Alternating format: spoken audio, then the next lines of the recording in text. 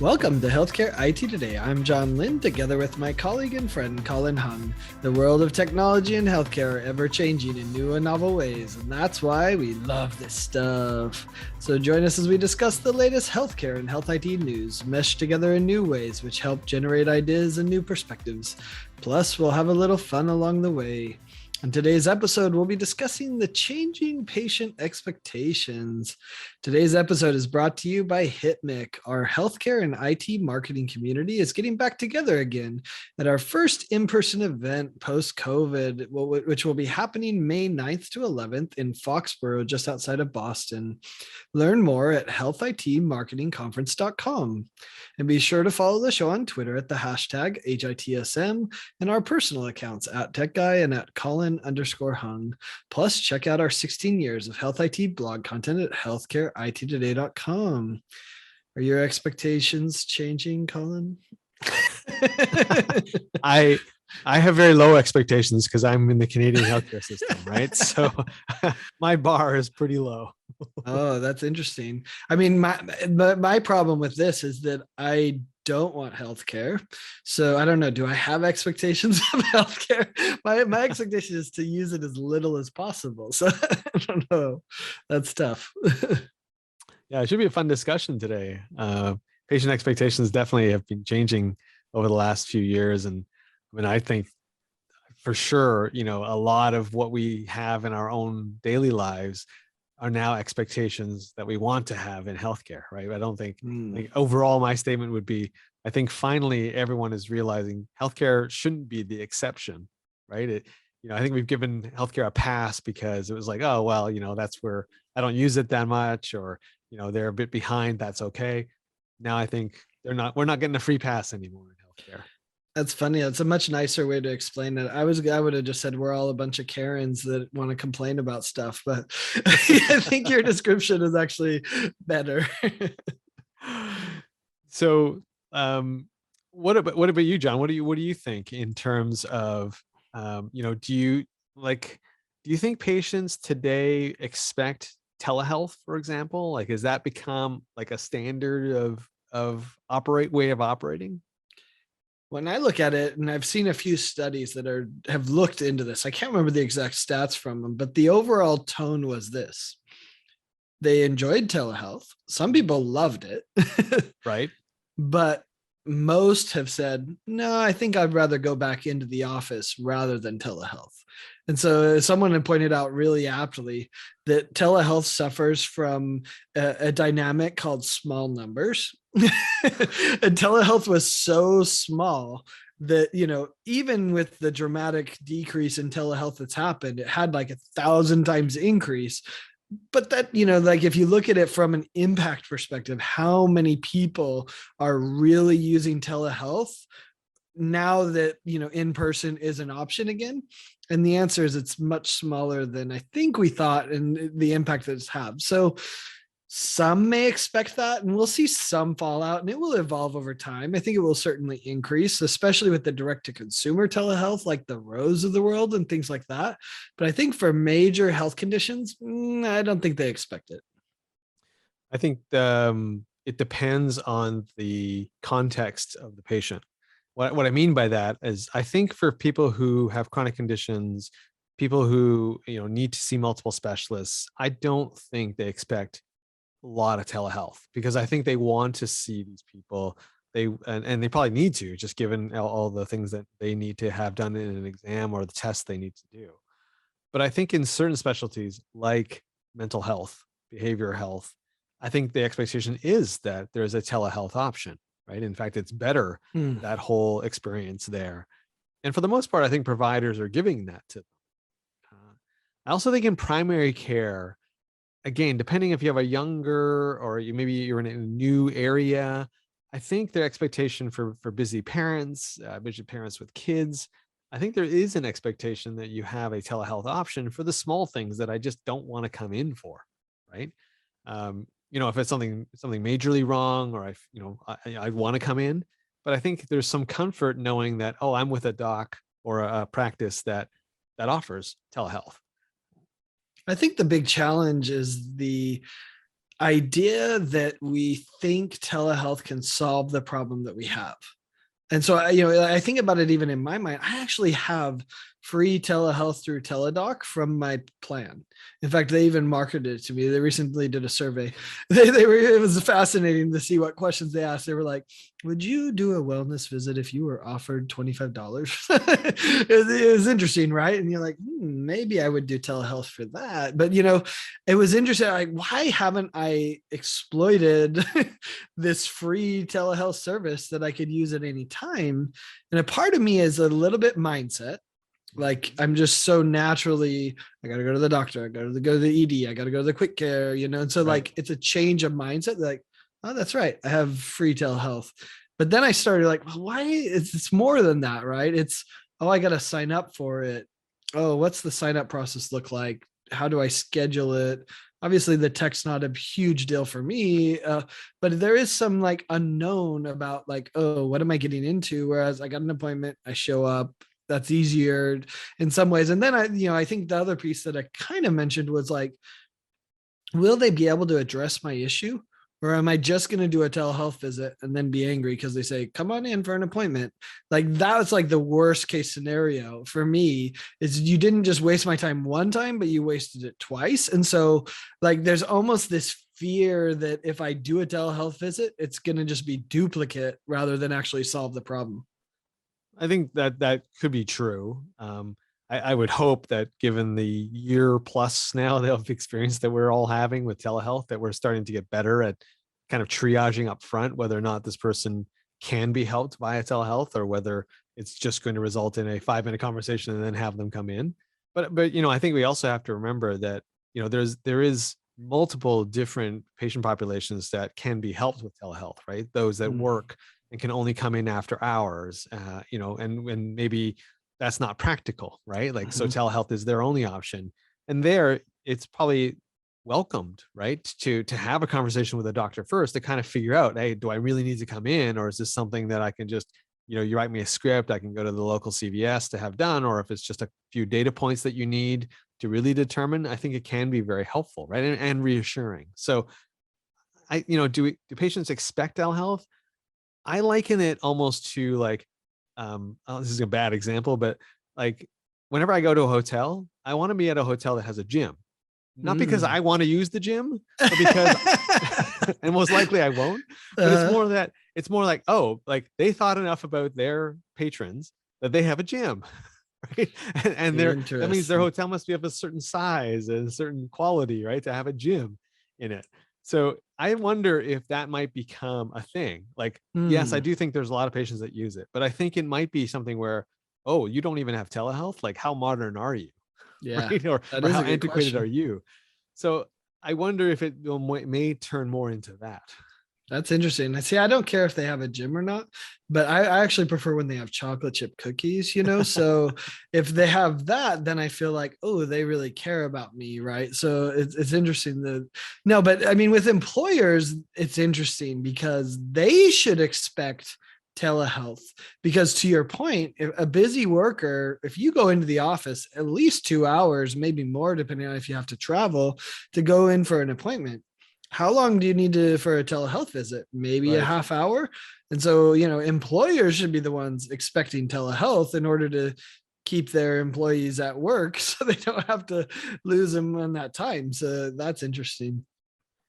So let's move on from telehealth into a topic that near and dear to my heart, just because again it was an area that I worked in. Do patients now expect self-scheduling of appointments? Yes. I mean, it's interesting to think about, right? Like, what a shift of mindset for us, and even for the practices to be able to say, yeah, I can allow this. I mean, that's a huge change, because even 5 years ago, it wasn't very common, right? There were a few that were trying to embrace it, a few, trying to experiment with it. But now, I think COVID, this is one of the benefits of COVID. It said, hey, I don't want you calling, my staff's not here, whatever it might be. I think it's opened it up. And I don't know a single person who wants to call to schedule an appointment when they could schedule online.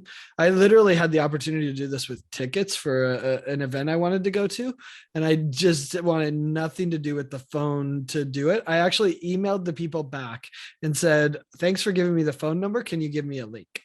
So I guess maybe I'm the biased other end, and maybe there's some older people that feel differently. And so, that's fair. It's reasonable. But yeah, I think people are starting to expect this. Yeah, I think for I'll call it regular care, if you're doing something preventative, totally it makes sense to be able to do something online. And I think even physicians and clinicians who are resistant to it have realized and heard enough stories now that there isn't this floodgate that opens. Yeah. There isn't this floodgate of people just randomly booking appointments and not showing up, right? Because there are fees that are associated with you not showing up. Mm-hmm. And so I think for the most part, that fear, irrational fear of like, oh my gosh, I can't open my schedule because people will just go nuts, has not manifested, right? Mm-hmm. When they went online during COVID, because that was the only way, because they didn't want to be flooded with phone calls, or they couldn't reroute their office line to home lines, right? Kind of Right. thing. So I think that's been a definite benefit. And certainly, personally speaking, it's a huge win not having to talk to someone and figure out, oh, like Friday at 3:30 is open, and then me looking on my calendar, I can just do it all online, right? Yeah, you're like, just tell me all the time so I can figure it out. It's been so long since I've done that. I forgot how annoying that was. What's a little more interesting though is that I do think that there is a subsection of patients where this doesn't work that well. In fact, it's probably Hmm. worse, and that is people with complex appointments. So these are people that may be going through a cancer journey and who Mhm. have to have 3 or 4 or 5 appointments strung together. I've heard some anecdotal stories where now with the push to online and self-serve, they've actually gone too far the other way, where these patients are actually finding it tough because they're going, well, let's say I got a 1 o'clock here. So can I hold that? And then I got to go to like the next department at 2. Um, And like trying to do that on your own is not easy. yeah. And I don't think yet there are too many applications that are able to handle that kind of contiguous cross departmental scheduling, right? I still think that one you have to call into a call center and get someone to kind of coordinate that level for you. But that's a small, hopefully a small slice of the population. The majority, I think we're all expecting online appointment booking. Yeah, there is some complexity when you have back-to-back appointments that are interchangeably or at least tied, connected to each other. That's interesting. But I've heard actually the opposite from many chronic patients. They're like, I've done this for the last 10 years. I know how long I need. I know how, better than the doctor in some cases. They're like, don't mess with me. Let me book it and do it. So I've heard the other side of chronic patients who I would have thought maybe wouldn't, they'd want the personalization. They're like, no, I know what's needed and you should trust me. I've been doing this for a decade, right? So I think that's interesting. But I think the other piece I've seen is it depends on the specialty. Mm. So there's certain specialties where it's like, ooh, there is a lot of coordination and understanding, like what kind of visit is this? And maybe the patient doesn't know, especially orthopedics, where they're not sure what the pre-visit is and how long is the pre-visit and does it require an x-ray, which needs more time, and all these other complexities. So I think there's certain specialties where it maybe doesn't make nearly as much sense either. Right. Right. Hey, if you're just tuning in, you're listening to Healthcare IT Today with John Lynn and Colin Hung. We're discussing the changing patient expectations. And as you heard John mention at the top of the show, we're excited to get together in person with the healthcare and IT marketing community, also known as HITMIC. It's happening May 9th to 11th in Foxborough at the Meditech Corporate Center. Head on over to healthcareitmarketingconference.com for details. We also announced the opening of the 2022 Medigy HITMIC Awards. There are 50 awards across 20 categories available, and their awards are for providers, health IT companies, associations, nonprofits, and even agencies. Go to hitmic.com and click on awards in the menu for details. So, John, this one's interesting. I wanted to ask you this. Do patients expect proactive communications from healthcare organizations, or do they not like that? Yeah, I think this depends on the type of communication. And for me, it goes back to the question of personalized versus mass communication. So I think the majority of patients that I see don't want the mass communication. There's a few exceptions. I mean, during COVID, that made sense to do some mass communication about what was available, how to schedule appointments, et cetera, right? Like that made sense. But if you're doing some generic mass wellness email, nobody wants that. Nobody wants a generic mass text, or at least not very many. It's not very impactful. But if it's a very specific personalized message that's proactive about a wellness visit, about follow up on some, thing that you needed to do as Right. part of your care, that makes sense. And so I think in that case, they do expect that. In fact, I think many of us would love to have that. Yeah, I think I agree. I think people do want some form of proactive communication that's personalized, and that way they feel more cared for, right? Like, oh, my doctor thought enough to email me to remind me that in my particular situation, I should probably be coming in for X or Y in a month or so, or maybe I want to check out this new device that may be better than the one I'm using. Like, I think those, yeah, I agree.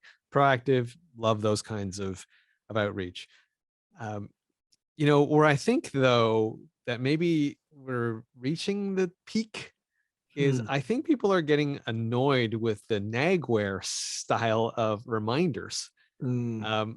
Like, yeah, I don't mind getting the reminder 2 days before of my appointment, but do I really need the one the day before and then the one the 3 hours before and the one the 1 hour before? Like, and then like, what if Lord help me if I have like 5 appointments with the same facility? Because guess what I'm getting? I'm getting 5 times of those messages because these systems aren't yet smart enough to go, oh, wait a minute, you're coming in for 5 appointments. I'm going to send you one reminder. No, no, no. You're going to get 5 reminders, Well, they right? don't trust you, Colin. They That's the apparently I'm really problem. bad at keeping my appointments. But I think we're getting to that stage where there's a sudden realization where we may actually do have too much of a good thing, right? We're getting too many reminders as a patient, and I've just heard stories, horror stories, frankly, from patients who are getting like 10 texts from the same facility in the same day because I'm getting a reminder for this, a warning about that, where to park, and another one. Do I want to contribute to the foundation while I'm here? And you can go a little overboard, but I think when it can be personalized and when it's truly valuable to me, then I think people do want that type of communication. Yeah, it's a fascinating question. Is alert fatigue real for patients? And I think as I look at my communication patterns with doctors and what they do, I don't really have a relationship with the doctors. So I don't know. It's not overwhelming. But if I was a chronic patient, I'd be like, stop, please don't. I'm living this. So I think that's also where the personalization comes as well, because as someone who's passively involved in their care, has a few lingering conditions here or there, the kind of overwhelming reminders, we kind of shrug off and move on. We need that visit. But if I'm a chronic patient, I'm like, no, I know what I'm doing. I live and breathe and eat and sleep this every day. Have some respect for me and turn that off, right? Mm. So I think that's a part of the personalization as well, is understanding and respecting them. And that's the key for me. Many of the things we're doing Mhm. don't respect the patient. They're just selfishly looking at what's best for me and my organization. And so I think that's the key. But what is interesting though is if you aren't sending those reminders, that's missing a big thing too, because we do expect the reminders now. I mean, it's easy enough to do. If you're not doing that, that would be pretty tragic. To kind of riff on what you're saying there, John, I think there are companies that are realizing this, right? Like, I think we're moving away from the batch and blast style communications that, were typified of older systems. And we're moving now into ones that are more AI powered, right?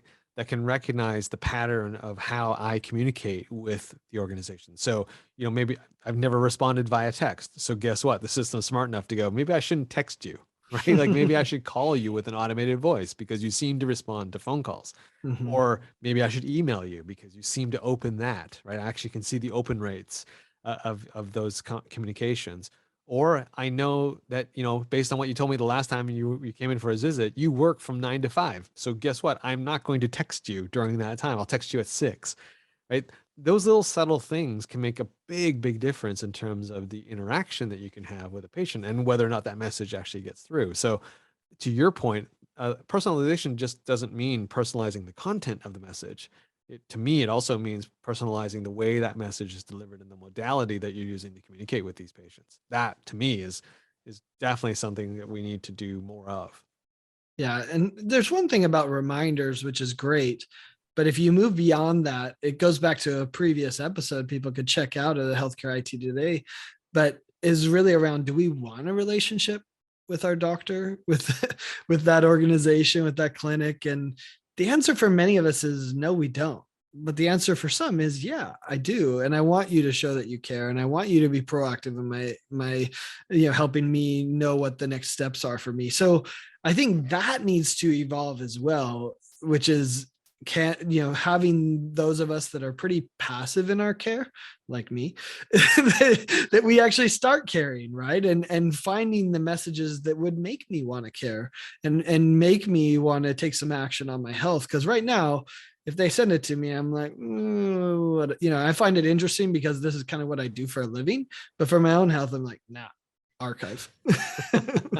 So basically what you're saying, John, is in order to get through to you, I will need to put a bunch of chocolate chip cookie emojis in the subject line and text that to you first, and then you'll read whatever I'm sending. You bring up a really good point, right? Any text from Colin, I'm going to read because I care about you and I want a relationship with you, right?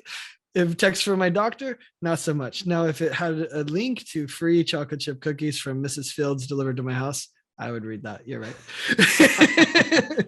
It's always good to know the way to your heart, John. So, what other areas do you think patient expectations have changed? Yeah, I think I love the evolution of the waiting room. Mm. Like, if the DMV can tell me I'm fifth in line, why can't the medical practice? And the answer is they can. I think the real problem with this whole episode that we're talking about today is patient expectations have changed, but in many cases and in many locations, they have somewhat of a monopoly on care. So they're not forced to change. And so they're going to go away with unsatisfied patients in many regards if they have that monopoly. Now, there's some areas, in Vegas, it's much more competitive. And so in that case, patients could walk and that could be a problem. So, but as I look at it, like in the waiting room, that experience, knowing where I'm at in the line, knowing how long I'm going to wait, or maybe not waiting at all, I think that expectation has changed in a dramatic way. And my question still goes back to, why did I not have to wait for the telehealth visit, but I do the in-person visit? Like, this makes no sense to me. Why one you could be basically on time and the other you can't? Like, something is wrong there. I think patient expectations have definitely changed in two areas. I agree with you totally. I think the waiting room, I would extend that also to the ED. To say, I think people really want to know before going to an ED what the wait is. Maybe they want to register, put themselves in line, stay at home, and then go in at the last minute. That's a new thing for EDs, right? So that's sort of that new check-in process. So I think definitely patients are changing their expectations around EDs, even not just checking Mhm. in and not having to wait in a waiting room with other people. Uh-huh. I also think on the financial side, there's a lot of new expectations now from Mm. patients. And this has to go with, some of the work with prior authorizations that we know is coming down the pipe. But I think also because the patients are shouldering such a bigger burden of the healthcare cost, there's a lot more demand and expectation around, you need to tell me what this is going to cost me and how much my insurance is going to cover before I even agree to this, before you push me down this road. Or, hey, maybe I need to know what this cost of this drug is that you're prescribing for me, and I want to know what alternatives there are. And so to me, there's a big change in expectation on that side of the house, right? I know traditionally we've talked about patient engagement and experience kind of on the front side, and so I'll call it the fluffy side, right? Mhm. But now we're getting into some hard, like I want all these answers as a patient, and if I don't get them, I'm gonna walk away with lowered expectations of your practice. Yeah. That's true. I would add two other patient expectations that are really evolving, have been for a number of years. And one of those is access to information. Mm, So access to my own information, but also access to Google with information about what might be happening, or those types of things. And so I think there's been a shift in perspective and expectation from patients that I'm not going in there to be told what to do. Instead, I'm going in there to collaborate with you on what the best plan of action is for me. And so, I think it's a very different discussion when you say, hey, we're co-collaborators on this. And sure, as a patient, I need to respect you, the doctor, and understand it. But you shouldn't, and then you as a doctor should also be respectful that, hey, I have knowledge and understanding too, and that I want to understand why you're telling me to do something, right. and if you have a great reason, then explain it, right? Or give me information that will help me understand it. I'm not just going in there blind and saying, yeah, whatever you say, doctor, I'll do it, so I think that's a changing expectation as well. Yeah. And I, again, agree with you. And I think to extend what you're saying, I think there's a growing expectation. It's not there yet, but a growing one around physicians and healthcare organizations taking in patient generated data, right? Mm, Like to take my Fitbit data, my sleep patterns, even the diet information from that magic fork that I use, right? Like, yeah, the and ECG. exactly have all of that incorporated into the analysis of my overall health, right? And I think that call will continue to grow. Again, it's not there yet, Yeah, and I was gonna say it's still early though. but We don't have enough good data from our yeah, home devices. but as those devices get more sophisticated and as the applications start to do more analysis and be helpful, I think there's going to be a how much higher demand for this to be included as part of the overall patient record. So I think that demand and that expectation is coming. Yeah, I agree. Hey, thanks to all of you who tuned into this episode of Healthcare IT Today. For more details about our show, check out the programs page on healthcarenowradio.com. And please share your voice and engage with the community at healthcareittoday.com and on Twitter using the hashtag HITSM. I'm Colin Hung, with my friend and health IT collaborator, John Lynn. Thanks for listening and have a great week.